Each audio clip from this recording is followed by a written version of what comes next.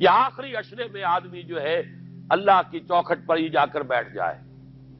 اپنے معمولات کو توڑے۔ اعتکاف کی روح یہ ہے کہ یہ جو ہمارے معمولات ہوتے ہیں، روٹین، یہ بھی غفلت پیدا کر دیتے ہیں۔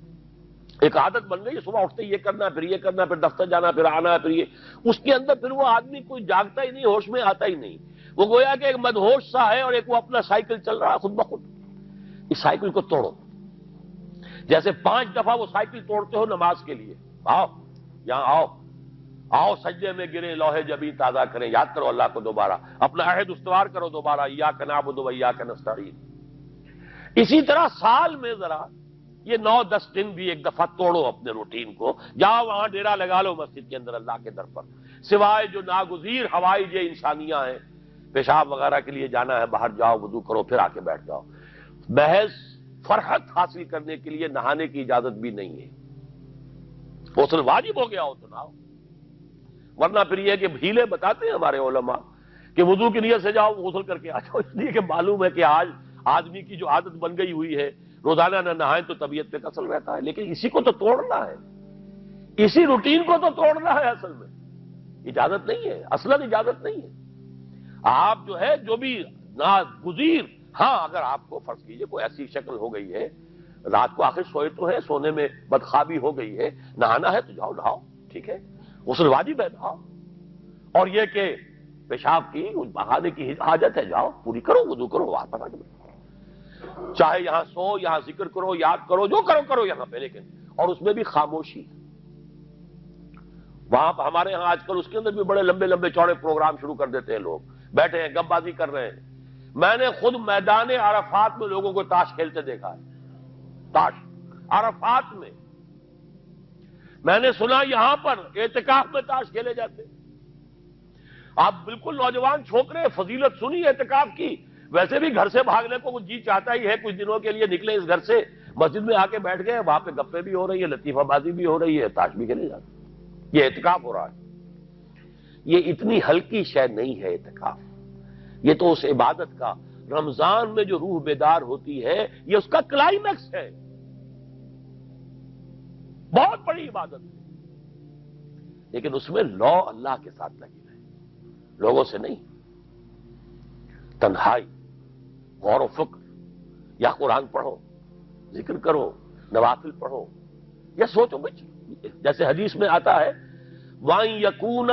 نُطْقِي ذِكْرًا وَنَظَرِي عِبْرَةً وَسَمْتِي فِكْرًا، میرا دیکھنا ہو تو عبرت کا دیکھنا ہو کہ ہر شے سے میں سبق حاصل کروں، اور میں بات کروں تو اللہ کے ذکر پر مبنی ہو میری بات، اور میں خاموش رہوں، وَسَمْتِي فِكْرًا، غور و فکر، تفکر و اعتبار، جو حضور جا کر غار حرا میں کیا کرتے تھے وہ اعتکاف تھا حضور کا، مکی دور کا اعتکاف، تنہا بیٹھنا۔ اور یہ روایت مجھے بعد میں معلوم ہوا کہ یہ بنو ہاشم میں یہ روایت تھی، حضور کے دادا بھی جا کر وہاں پر غار حرا میں بیٹھا کرتے تھے، یہ ان کی ایک خاندانی روایت چلی آ رہی تھی، یہ جگہ تھی، اور وہ جگہ ایسی ہے عجیب سی، اب تو خیر بڑی بڑی عمارتیں حائل ہو گئی ہیں، ورنہ میں نے جب پہلا حج کیا تھا سن 62 میں، تو میں نے اس وقت جا کر دیکھا تھا واقعتاً سیدھا کعبہ نظر آتا ہے وہاں سے، اور کچھ درمیان میں نہیں، جیسے اس کو سلٹ لیمپ کہتے ہیں، وہ غار ہے ہی ایسی کہ سامنے ایک دراڑ سی بس کھلی ہوئی ہے، یہ اس کے اندر سے وہاں بیٹھ جائیے سیدھی نگاہ خانے کعبہ پڑ جاتی تھی، تو کعبے کا مراقبہ بھی کیا جا سکتا تھا وہاں بیٹھ کر، دیکھنا، کعبے کو دیکھنا عبادت ہے، اور پھر اس یکسوئی کے ساتھ کوئی نہیں، کعبے میں ہے تو نہ معلوم کیا کچھ اور ہو رہا ہے، لیکن یہ کہ وہاں تو آپ بیٹھے ہوئے، وہ اعتکاف، یہی اعتکاف حضرت موسیٰ نے کیا تھا 40 دن کا، تب تورات ملی تھی، یہی 40 دن کا روزہ کیا رکھا تھا، یہ اگرچہ قرآن میں مذکور نہیں ہے، حضرت موسیٰ کا تو قرآن میں مذکور ہے، حضرت عیسیٰ کا انجیل میں مذکور ہے، 40 روز کا روزہ اور اعتکاف پہاڑوں میں کیا جاتا، تب انجیل ملی، یہی اعتکاف تھا جو حضور کر رہے تھے غار حرا میں، تب قرآن، اقرا بسم ربک الذی خلق، خلق الانسان من علق، یہ تو اس کا ایک عکس، اس کی ایک جھلک ہونی چاہیے۔ میں نے روح اعتکاف پر بھی ایک زمانے میں ایک تقریر کی تھی، میں نے دیکھا چھپی ہوئی تھی، اب پتہ نہیں کہیں اویلیبل ہے یا نہیں، ایک علیحدہ کتابچے کی شکل میں بھی تھی، ویسے عظمت سیام و قیام رمضان مبارک پر بھی میرا کتابچہ ہے، عظمت صوم، جس میں کہ پھر میں نے یہ انسان کے 2 وجود، اس کے بارے میں بھی خاصی وضاحت کے ساتھ گفتگو کی ہے، وہ بھی میرا کتاب چاہے شاید باہر اس پہ ہوں گے۔ تو فرمایا جب تم اعتکاف میں ہو تو ان کے ساتھ مباشرت نہیں کر سکتے۔ تلک حدود اللہ ہے، یہ اللہ کی حدود ہیں، فلا تقربوہا، ان کے قریب مت جانا۔ قرآن مجید میں حدود اللہ کے لیے یا تو آتا ہے فلا تعتدوہا، یہ اعتداء کہتے ہیں کسی حد کو کراس کر جانا، تجاوز کرنا، اور جہاں زیادہ احتیاط کی بات ہے وہاں فلا تقربوہا، آخری حد کے قریب تک نہ چلے جانا، مبادا کہیں غلطی سے قدم جو ہے ادھر پڑ جائے۔ جیسے حضور نے حدیث کے اندر بیان فرمایا الا لکل ملک حمل، ہر بادشاہ کی ایک محفوظ چراگاہ ہوا کرتی تھی، اسی کے جانور اس میں چریں گے، کوئی رعیت میں سے کسی کی بھیڑ بکری، کسی کا کوئی جو ہے گھوڑا وہاں نہیں آ سکتا۔ اب اگر کسی کا گھوڑا یا کسی کی بھیڑ بکری چلی گئی، وہ مجرم ہو گیا، پکڑا جائے گا، گردن ماری جائے گی۔ تو حضور نے فرمایا کہ اللہ کی بھی ایک محفوظ چراگاہ ہے، اللہ کی حما کیا ہے؟ محارمہ، جو چیزیں اس نے تم پر حرام کر دی، ان کے قریب نہ جانا۔ تو دیکھو اگر کوئی چرواہا اپنی بھیڑوں بکریوں کو بالکل آخری حد تک لے جائے گا، اس بادشاہ کی جو وہ حد ہے، تو اندیشہ ہے کہ بھیڑیں بکریاں کہیں ایک چھلانگ لگائے اور بادشاہ کی چراگاہ میں داخل ہو جائے، لہذا ذرا فاصلے پر رہا کرو۔ یہ ہے آخری حد تک نہ جاؤ بلکہ کچھ فاصلے پر رہو۔ فلا تقربوہا،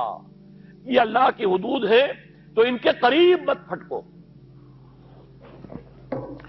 کذالک یبین اللہ لکم آیاتہ للناس لعلہم یتقون، اسی طرح اللہ تعالی اپنی آیات لوگوں کے لیے واضح کر رہا ہے تاکہ وہ بچیں،